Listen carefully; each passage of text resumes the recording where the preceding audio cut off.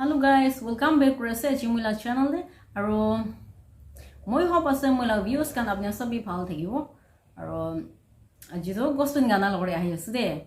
To bishi diri kotha nugurna gana to start hoi jabo de.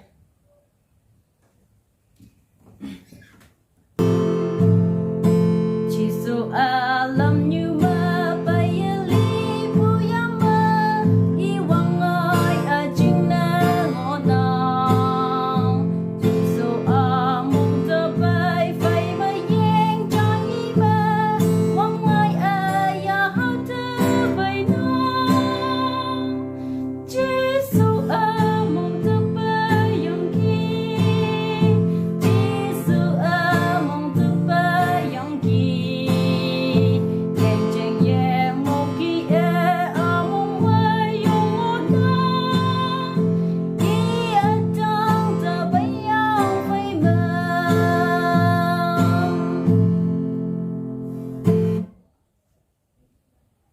Thank you.